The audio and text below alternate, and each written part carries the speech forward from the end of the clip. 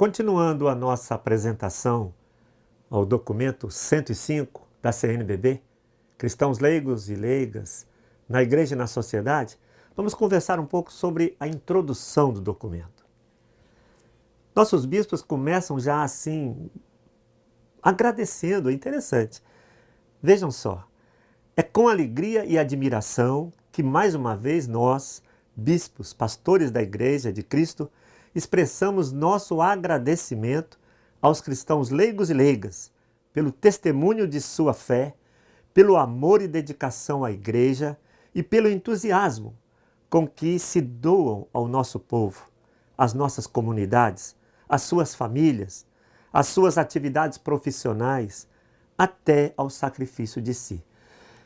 Que bonito, né? Os nossos bispos já começam reconhecendo e agradecendo a presença, a ação, o dinamismo, o amor que nós, cristãos leigos e leigas, temos para a nossa igreja e amamos muito mesmo, não é mesmo? Você aí, com a sua comunidade, o movimento que você participa, não é? A pastoral que você atua, a comunidade de fé, de vivência e de partilha.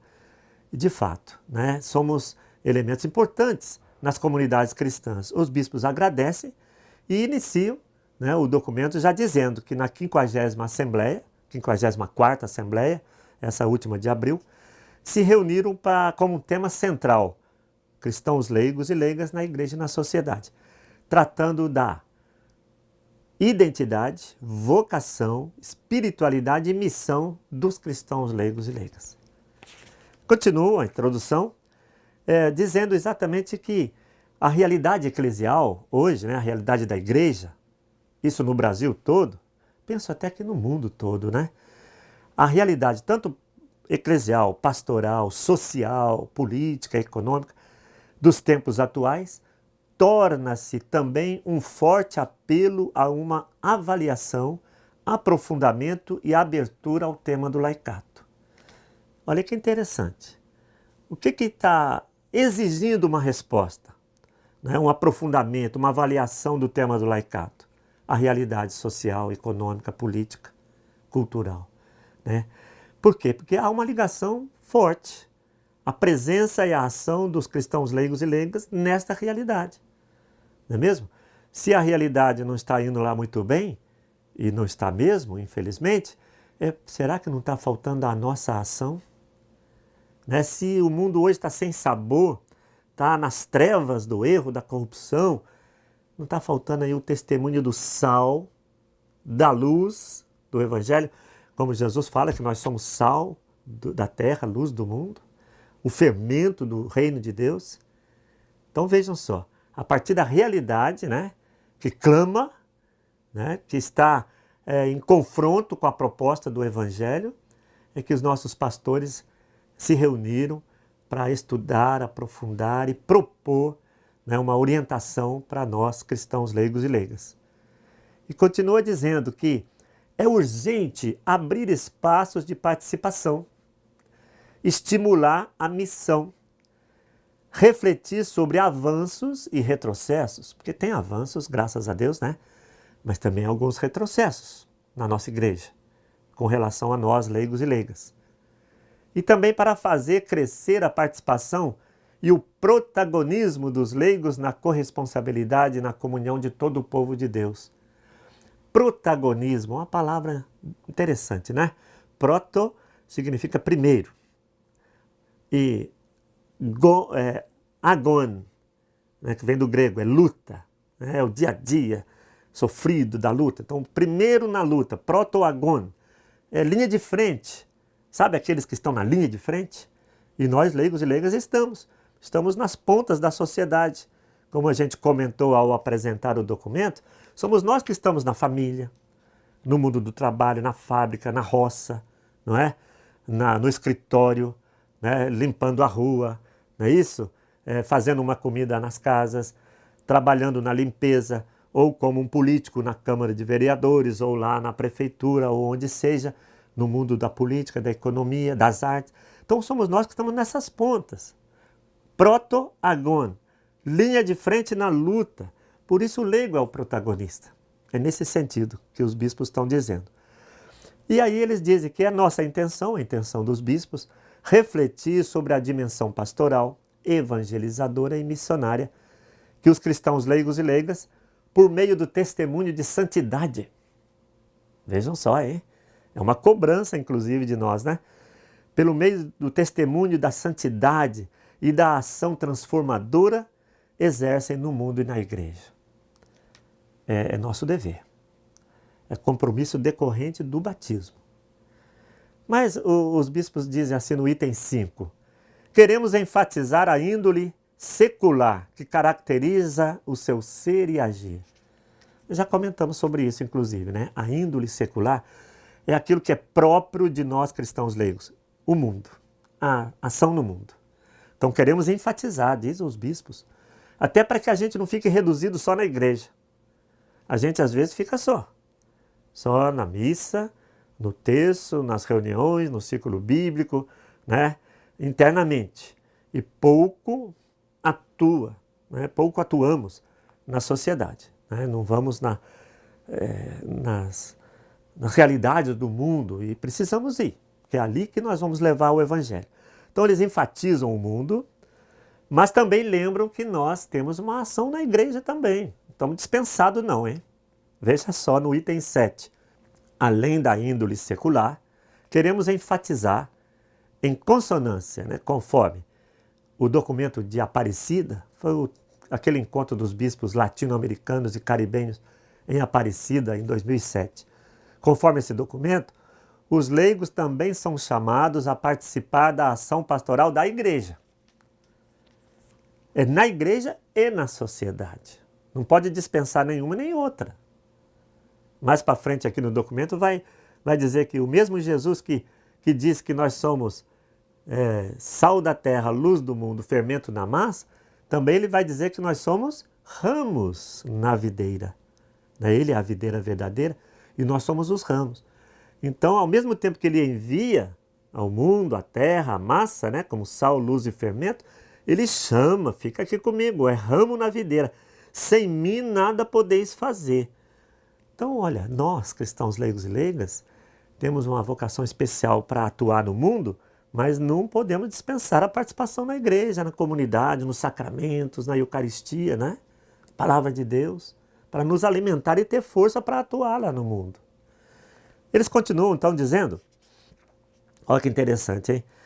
Assim como o leigo não pode substituir o pastor também não pode substituir os leigos e leigas no que lhes compete por vocação e missão. Aquilo que é próprio de nós, cristãos leigos e leigas, não pode ser substituído por padres e religiosos e diáconos e o bispo. Não, eles têm a missão deles própria também no corpo eclesial. Né? São Paulo fala que nós somos um corpo, a igreja é um corpo, a cabeça é Cristo e nós somos membros desse corpo. E cada membro tem a sua função. E nós, como cristãos leigos e leigas, temos por vocação e missão a atuação no mundo. Então, não vamos fazer aquilo que o pastor tem obrigação de fazer, mas também o pastor não precisa ficar fazendo o que é nossa obrigação. Aí, no meio aqui do documento, eles vão falar o cuidado com o clericalismo, por exemplo. Quando os leigos viram mini-padres, né? Acabam sendo mini-padres. Não é assim também, porque o padre é o padre, tem a sua função, sua vocação, o diácono, etc. Como também não compete ao padre, ao diácono, ao bispo, assumir os compromissos lá na Câmara de Vereadores, né? Lá no Conselho de Políticas Públicas, lá no sindicato. Não, lá é o leigo que está trabalhando lá que vai assumir esse compromisso. Mas vejam só que os bispos reconhecem que nós estamos precisando caminhar. Né? Tem muita coisa para fazer. Olha o que dizem no número 9. Apesar dos avanços na caminhada da igreja nas últimas décadas, principalmente nos últimos 50 anos, né?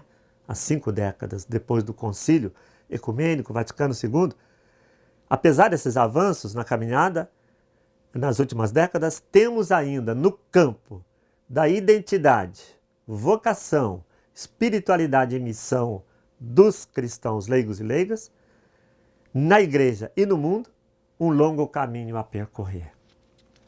E vejam só a motivação dos nossos bispos.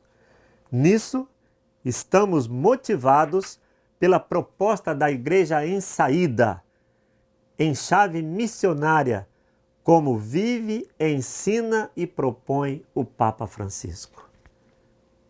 Estamos em tempos de Francisco, né, irmãos e irmãs? E o Papa Francisco propõe a igreja em saída. Ele chega a dizer, né, que prefere uma igreja acidentada, machucada, enlameada, porque saiu em missão, do que uma igreja muito bonitinha, arrumadinha, limpinha, gordinha, porque está parada, estagnada, não exerce a missão. Então é a chave missionária.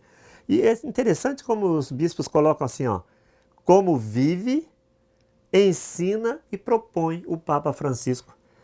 Porque o Papa Francisco não só fala, não, ele está vivendo, né? Está dando testemunho de como deve ser nossa igreja. Rezemos, inclusive, para o Papa Francisco, né? Ele sempre pede orações, não é mesmo? Rezemos muito, pedindo coragem, pedindo saúde, né? O discernimento para o Papa Francisco, e que nossos bispos, presbíteros, diáconos, religiosos, religiosas, consagrados, e nós, leigos e leigas, possamos aprender e também viver. Não basta ficar repetindo as bonitas palavras de Francisco. Nós temos que atuar, fazer aquilo que ele nos diz. Porque temos certeza, né? É a inspiração de Deus, do Espírito Santo, para os dias de hoje, para os tempos de hoje. Como vive, ensina e propõe o Papa Francisco. E mais ou menos concluindo aqui a introdução, os nossos pastores dizem o seguinte: para que então um documento sobre os leigos? Eles dizem no número 10.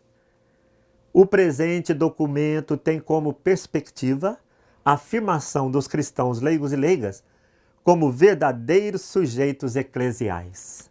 Verdadeiros sujeitos eclesiais. Uma expressão do documento de Aparecida. Olha que interessante, nem precisaria colocar o verdadeiros, né? Como sujeitos eclesiais. Mas a ênfase é para mostrar que, de fato, leigos e leigas, nós somos verdadeiros sujeitos na igreja e na sociedade. Né? Sujeitos que têm consciência de si, domínio de si, conhecimento, é capaz de opção e de assumir as responsabilidades. Nós não somos objeto, né? Não somos tarefeiros, somos sujeitos. E são os pastores que estão nos dizendo isso. Olha só, ele vai dizer assim: pretende-se com esse documento animar a todos os cristãos leigos e leigas a compreenderem a sua própria vocação e missão e atuarem como verdadeiros sujeitos eclesiais nas diversas realidades em que se encontram inseridos, reconhecendo o valor de seus trabalhos na igreja e no mundo. Repete, né? Fica repetitivo, mas é isso mesmo. Nossos pastores querem ir repetindo, falando, para a gente entender. E não só entender, para a gente atuar. É isso que eles dizem, né? Compreender e atuar como verdadeiro sujeito eclesial. Está vendo o tamanho da nossa responsabilidade? Mas fica tranquilo, porque Deus chama e dá a graça. Se nós estamos tomando consciência dessa nossa importância na igreja, e para a igreja e para o mundo, em vista do reino de Deus, né? É pelo reino de Deus tudo isso. Porque se tem essa importância, é porque Deus dá a graça também, viu? Fica tranquilo, não apavore não, porque é muito bom saber que nós somos sujeitos, né? Isso nos dá uma liberdade, uma autonomia, assim, né? De acordo com o corpo da igreja, para a gente atuar. Isso é bom demais. A gente vai continuar nos próximos encontros para falar, para aprofundar cada item desse, né? A teologia do laicato, a espiritualidade. Prestar atenção naquelas 4 palavras que eu já repeti várias vezes. Identidade, vocação, espiritualidade e missão, próprias de nós cristãos leigos e leigas. Vamos trabalhar aí nos próximos encontros. A introdução termina exatamente falando como que é o documento. Segue o método ver, julgar e agir. Serão 3 capítulos, o ver, o julgar e o agir. E depois fala de um resumo de cada um desses capítulos, tá bom? Nós voltamos para continuar nosso estudo e agradecendo a Deus por essa bênção que está sendo esse documento, que certamente vai nos ajudar a tomar a consciência e tomar ações, a ter ações de construção do reino no mundo. Todos sairão ganhando, porque é obra de Deus.